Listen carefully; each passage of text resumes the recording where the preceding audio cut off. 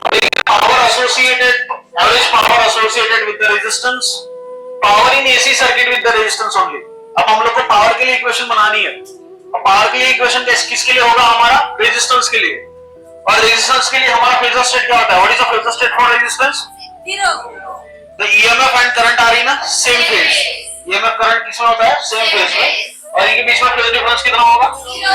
Phase difference कितना होगा? Zero. अपने पास में पावर निकालना है मेरे को in AC circuit with the resistance only, तो मेरे को सबसे पहले सिर्फ रेजिस्टेंस लेना पड़ेगा, ठीक है? और रेजिस्टेंस क्या होता है? रेजिस्टेंस सो यहां पे हम resistance and it is alternating source of EMF, that is E is equals to E naught sin omega t, कोई बड़ी बात आपके लिए है नहीं। और यहां से करंट फिर हमारी value consider pure resistor of resistance is connected across the alternating source of EMF, that is E is equals to E naught sin omega t, and I is a current flowing through the circuit। I हमारा current flowing through the circuit से, ठीक है? मेरे को power की equation बनानी है, ठीक है? पावर की इक्वेशन बनानी है, तो we have the equation for EMF and we have the equation for current.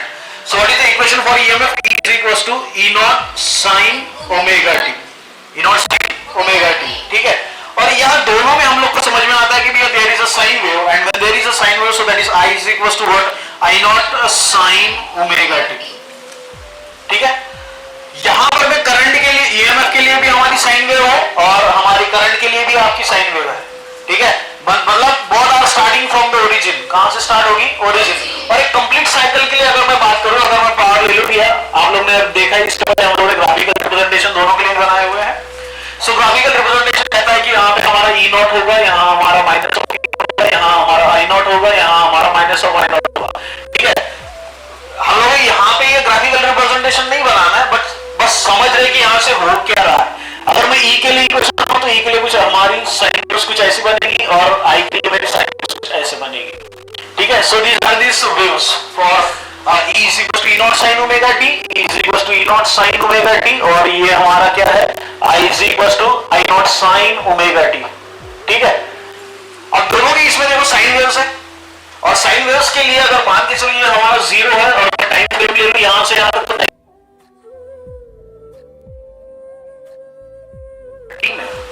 Complete cycle के लिए टाइम फ्रेम कितना रहेगा? कैपिटल टी, ठीक है? तो यार अभी यहाँ पे टाइम फ्रेम लेते हैं हम लोग। टाइम फ्रेम क्या लेते हैं? दिस इज t/4, t/2, याद आया कुछ?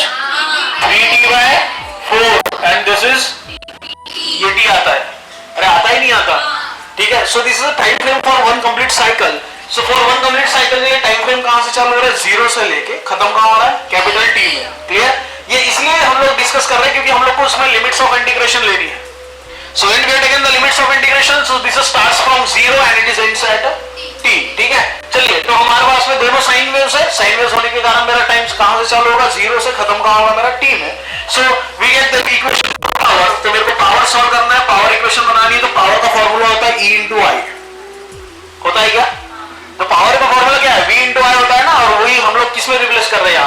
EMF से। So power is equals to E into I, so where E is a induced EMF and I is a induced current. Clear? So P is equals to E into I, and we have the equation for E. So again this is power is equals to what we get? This is E naught sin omega t, है ना, into I naught sin omega. Clear? So this is power. मेरे को average power निकालना है, तो average power निकालने के लिए फॉर्मूला देखेंगे कैसा बनेगा यहाँ पर। So एवरेज पावर का फॉर्मूला बनेगा, so this is P average. Otherwise we can say that average power. So average power is equals to what is the formula for power? Work done upon time.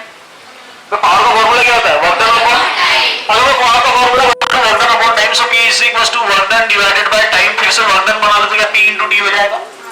अगर power का formula फिर से वही work done is equals to power is equals to work done divided by time, और power is equal work done is equals to power into time. अब ये जो दोनों इक्वेशन को देख अच्छे से, और दोनों इक्वेशन से मैं एवरेज पावर बना लेता हूं, ठीक है? So my average power becomes this sine wave starts from zero and for one complete cycle, so it is ends at t। एक कंप्लीट साइकिल जीरो से चालू हो रही है, खत्म कहां होनी है? t में।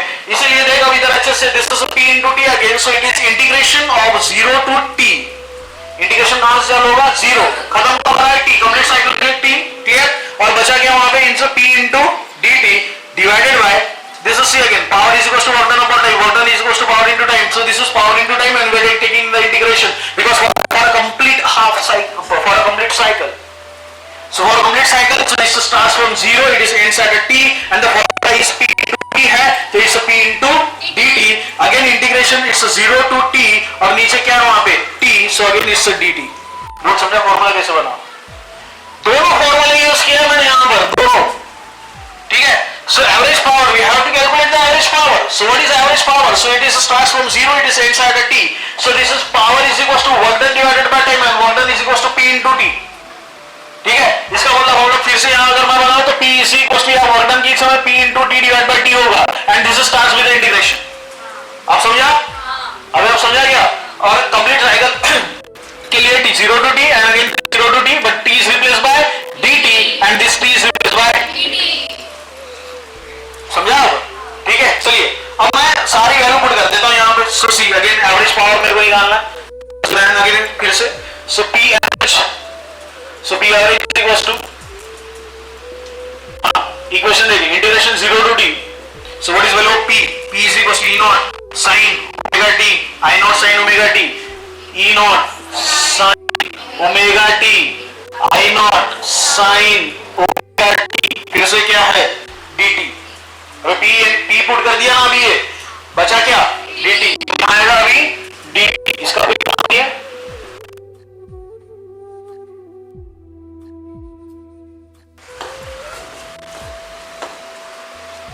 Again integration नीचे आएगा अभी.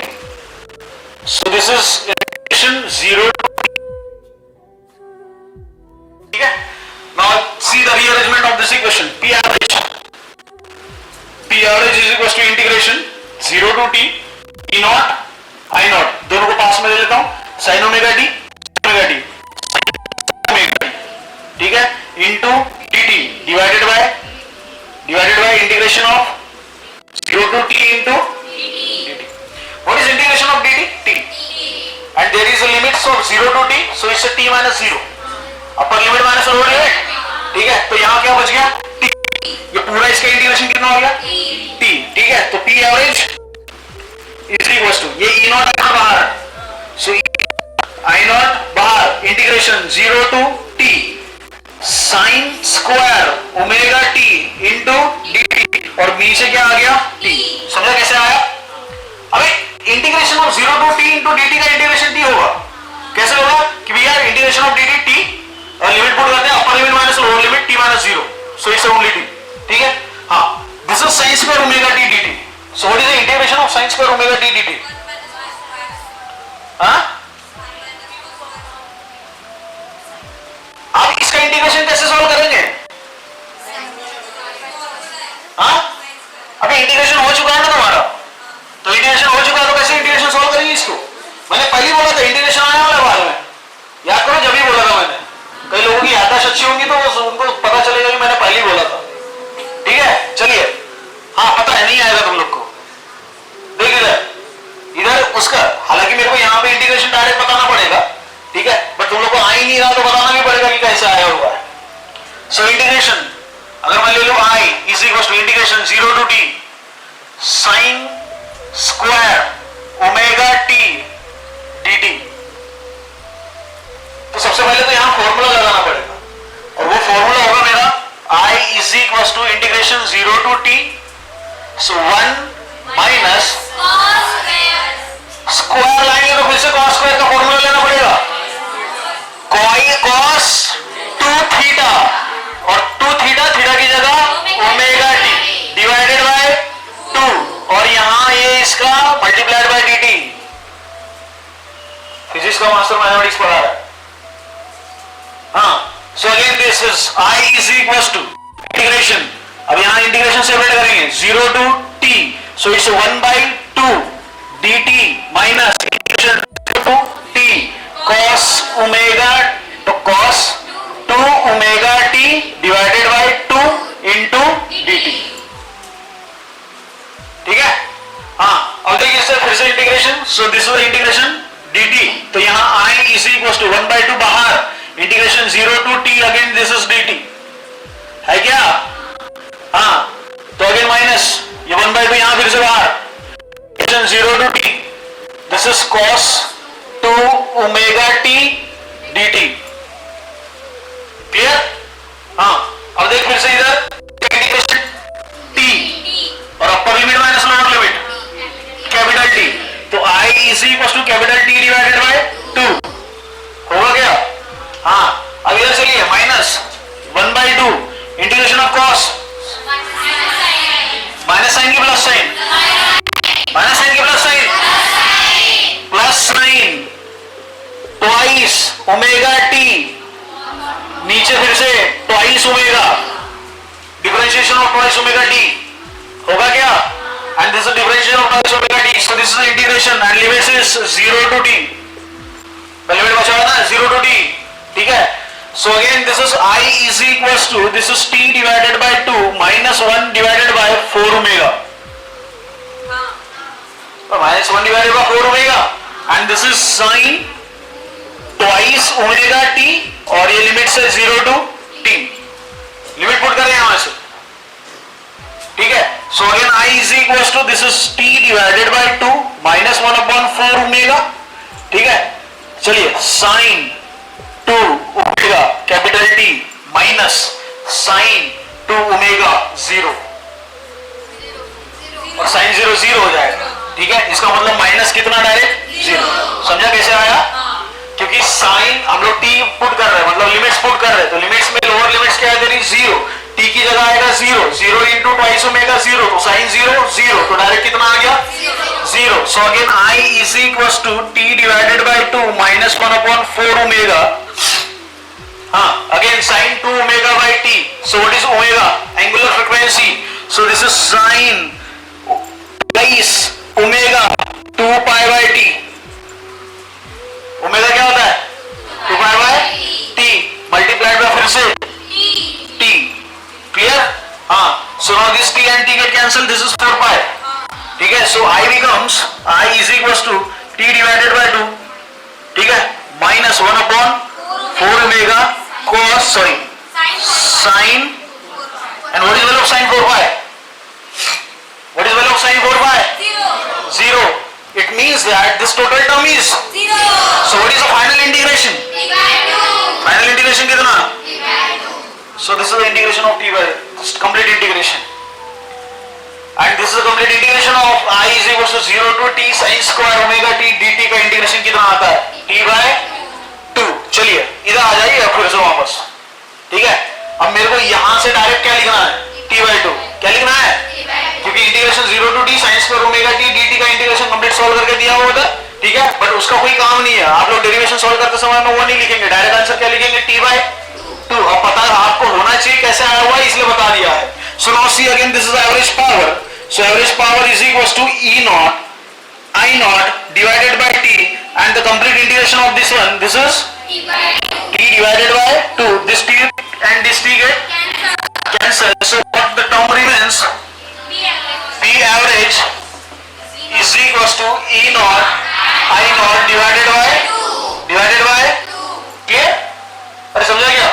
अब ये इक्वेशन को थोड़ा रीअरेंज कर देता हूँ, फिर से देखा अच्छे से, P average is equals to E naught I naught divided by √2 into √2, लिख सकता हूँ? अभी लिख सकता हूँ क्या? अब ऐसा इसलिए लिखा देखो, थोड़ी देर में समझा देखो। Again this is average power, so average power is equals to E naught divided by √2 multiplied by I naught divided by, याद कर सुबह सुबह पढ़ाया था, E naught divided by √2 I naught divided by √2, what is E naught divided by √2? ERMS, क्या कहता है ये? ERMS, और what is I naught divided by √2? So it means that average power is equals to ERMS dot IRMS. So this is the equation for average power associated with the resistance, the power in AC circuit with the resistance only, clear? So P average is equals to ERMS dot IRMS। थोड़ी देर के लिए ध्यान में रखेंगे the multiplication of ERMS and IRMS, so it is called as apparent power। इसको क्या कहते हैं हम लोग? apparent power। याद रखेंगे थोड़ी देर में, क्योंकि हम लोग को सामने वाला जब डेरिवेशन सॉल्व करेंगे, so this is ERMS dot IRMS, ERMS और IRMS को कहा जाता है apparent, this is apparent power। और ये जो एवरेज पावर होता है, so this is average power is equal to true power. इसको क्या कहते हैं? True power. So true power या average power is equal to apparent power. And what is meaning of apparent power? ERMS dot IRMS. ERMS dot IRMS. And this is the average power associated with the resistance. Simple है? अरे समझ में आ गया? चल लिख लो इसको फट से.